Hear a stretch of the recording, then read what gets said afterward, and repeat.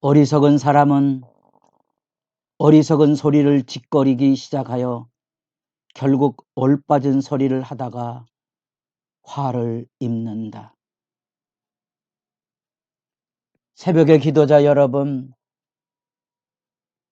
주님을 귀한 말씀 앞에 서서 그 말씀의 임재로 들어가 살아계신 그 영광의 임재가 온 심령 안에 새롭기를 소망합니다. 오늘 우리가 읽어갈 말씀은 전도서 10장 12절에서 20절까지의 말씀으로서 어제 이어서 주로 경구로 이어졌던 그런 전반부 단락에 이어 우리가 읽는 지혜로운 삶에 대한 이야기 반추 돌아보는 거지요. 돌아봄을 이렇게 대조하고 있습니다. 지혜자의 삶과 우매자의 삶, 특별히 그 입에서 나오는 말. 12절 말씀에 지혜자의 입의 말들은 은혜로우나, 여기 은혜롭다는 말은 두 가지 의미의 개념이 있습니다. 지혜자의 말은 긍휼 곧 사람의 삶을 따뜻한 사랑으로 이해하는 그런 불쌍히 여기는 마음 안에 그 말이 있습니다. 그 마음에서 나오는 거죠. 그런 점에서 이 긍휼의 따뜻함은 그 마음에 하나님의 은혜가 머물고 있는 하나의 증거입니다. 뿐 아니라 이 은혜롭다는 말 속에 담겨지는 의미는 값없이 베풀어 주는 겁니다. 대가 없이. 우리가 말들 속에, 우리가 관계 속에서 삶이 힘든 것은 교제를 통하여 무슨 이익을 얻으려고 하는 야욕을 숨기고 있는 겁니다. 물론 인간이라는 정서 안에 자기 보호를 배제할 수는 없지만 그 안에 검은 의도를 품고 있는 것은 지혜자의 마음에서 우러난 말이 아니지요. 그 은혜로움을 그래서 이런 입장에서 생각해 보셔야 됩니다. 이게 지혜자구나. 사람을 정직하게 하나님 앞에 서게 하는 거죠. 따뜻함과 기꺼운 희생을 동반하는 언행을 가지는 겁니다. 반대로 어리석은 자의 말은 그 안에 있는 마음에 하나님이 없기 때문에 악을 쏟아내는 거죠. 파괴적이고 자기가 뭘 하고 있는지를 모르는 무지의 고집입니다. 세상에서 제일 무서운 게 알지 못하는데 고집 센 사람이라는 우스갯소리가 있지 않습니까? 알지 못하면 겸손이라도 해야 되는데 고집을 부르는 거죠. 그것이 그르치는 거죠. 그런 점에서 우리가 읽은 본문 안에 그런 나타난 이야기들은 어리석음이 뭔 일인지, 그 마지막이 뭔지, 15절 같은 경우에는 우매한 자들의 수고는 자신을 피곤하게 할 뿐이라 그들은 성읍에 들어갈 줄도 알지 못함이라. 채집도 못할 정도로 허둥대다가 지쳐 쓰러진다는 거죠. 그게 그르침입니다. 우리 안에 이 말은 단순히 말에 대한 얘기를 하고 있는 게 아니고 그 마음에 무엇이 있는가를 생각하게 하는 겁니다. 세상은 이런 악의 고집스러운 우매자의 길을 따라가기가 일상인 겁니다. 스스로를 살피셔야 됩니다. 만물보다 부패한 자기 마음과 생각을 살피는 일이 지혜의 첫걸음입니다. 거기서 하나님을 만나야만 이 아름다움을 보존할 수 있고 그 아름다움이 마음에 있어야 말의 진실을 지킬 수 있다는 사실입니다. 그런 점에서 이 지혜자와 우매자의 말을 이렇게 경구처럼 대조하고 있는데 이유가 있습니다. 우리의 현실의 부조리와 모습 때문에 한 사람이 가지고 있는 어리석음 때문에 모처럼 잘 되던 일이 수포로 돌아가는 수가 있는 것처럼 파리 한 마리가 빠져 죽으면 향수 한 병을 버리게 되는 것처럼 우리의 현실 안에는 지혜와 우매를 구분해내기 어려운 혼란함들이 늘 이루어집니다. 자연히 그리다 보면 삶의 현실이나 인간관계에 대해서 도피를 해버리는 거지요. 심지어 현대사회가 우울증이나 대인기피증과 같은 관계상실의 아픔을 많이 겪는 것은 그런 현실의 부조리와 모순이 있을 때 그것을 풀어줄 만한 지혜가 없는 거예요. 우리가 교회를 다니고 우리가 교회를 섬기고 있지만 교회 안에서 이런 아픔의 이야기를 못합니다. 막 눈물 나셔야 됩니다.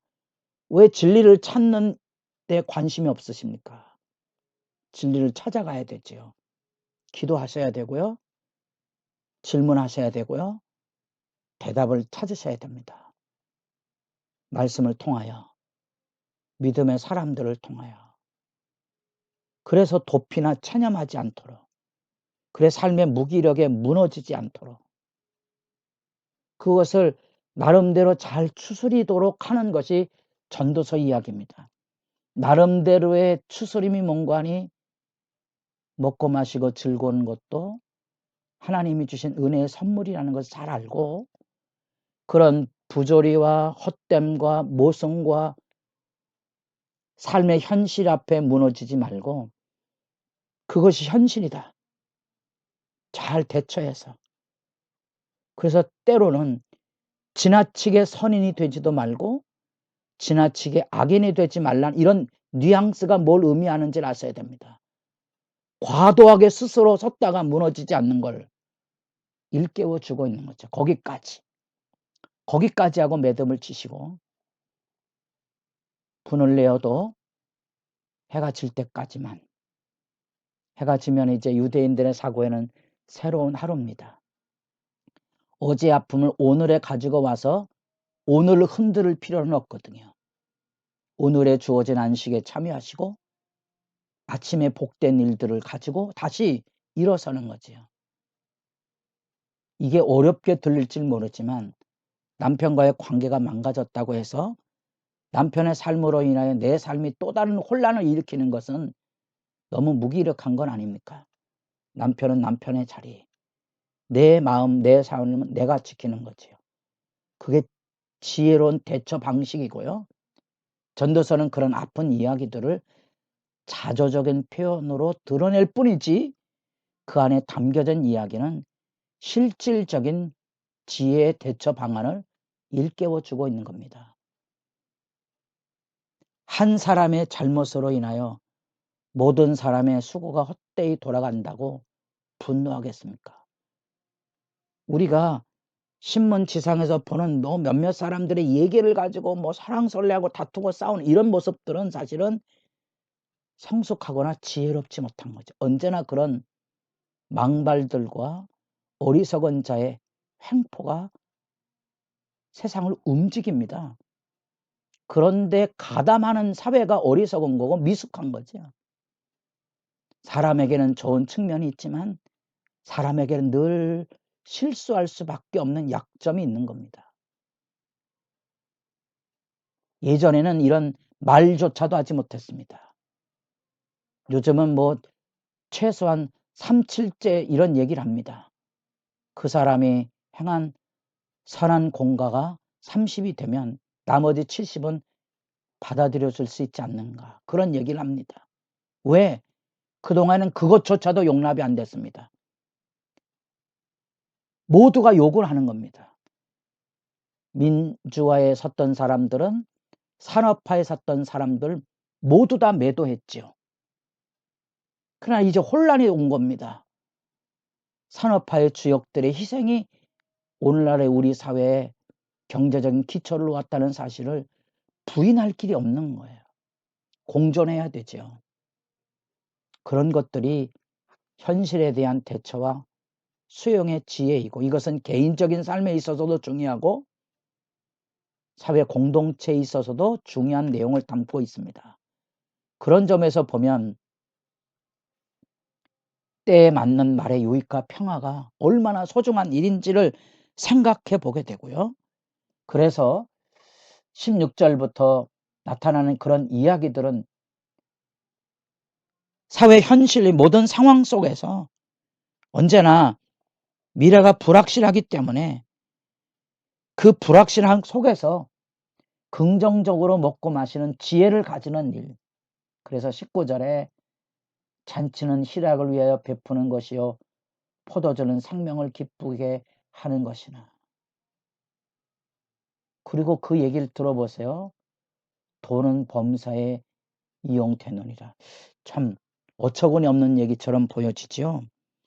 하나님의 은혜가 있는 것은 사실이지만 우리는 그래도 재물의 축적이 피난처가 될 수 있다는 사실을 이렇게 낑겨 놓고 있습니다. 삶의 건강성의 회복입니다. 돈이 뭐 필요했냐? 이런 얘기가 아닙니다. 그런 식의 방식이 아닙니다. 때를 그르치는 이 악의의 마음에 담겨진 악인들의 어리석은 자들의 그런 행태를 잘 보시고요. 스스로를 분별하십시오. 그래서 미래 불확실함과 의외성 때문에 팔짱을 끼고 사는 게 아니고 내가 어떻게 그 불행과 재앙이 다가올 때 대비할 수 있겠는가. 잔치와 포도주로 대표되고 있는 작은 기쁨과 즐거움들을 누리고 때로는 돈이 그늘이 내 인생의 그늘이 되어줄 수도 있다는 것처럼 지혜롭게 대비하고 대처하는 대응의 방식을 주님 앞에서 묵상하시며 기도하시기 바랍니다.